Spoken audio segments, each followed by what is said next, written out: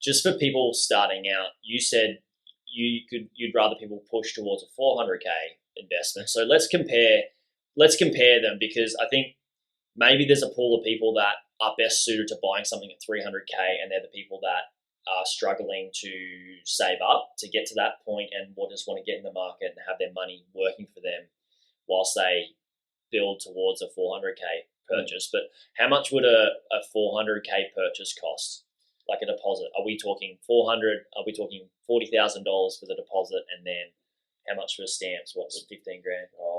Generally 16. 12 and a half. Each state's differently, but say you run conservative or higher end of that stamp duty, you could say $15,000. So that brings you up to 55. 55 plus all your legals, which is generally like around $1,500, plus your building and pest report. There's another 500, and then you have a little buffer there of say $3,000 for other fees that might come through.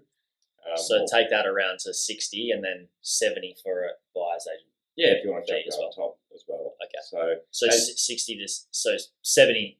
So it's only $10,000 more, really. Yeah, it's just the deposit that changes. Yeah.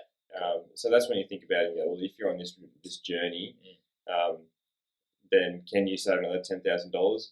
The benefit of getting into the market earlier, it depends on the cycle, right? Every buyer's agent's going to tell you now's the best time to buy, but I look a bit deeper into the economic cycle and go, well, where are we? Is it feeling we're at the peak? There's a lot of mania? Is everyone out there buying property?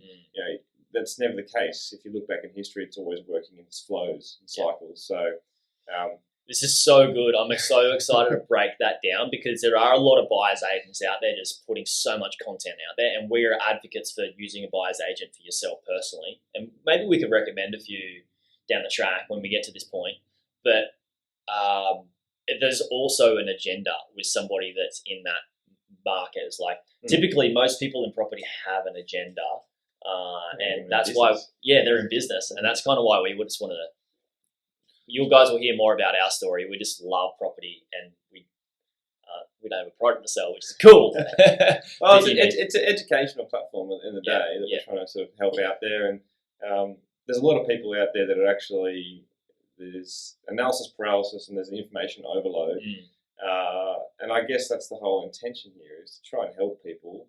And what will be will be. Some will take on the advice. Some want to go do it alone and learn for themselves. And hopefully this empowers you to, at the very least, you'll learn more and you'll be able to make more educated decisions, which will help your financial future.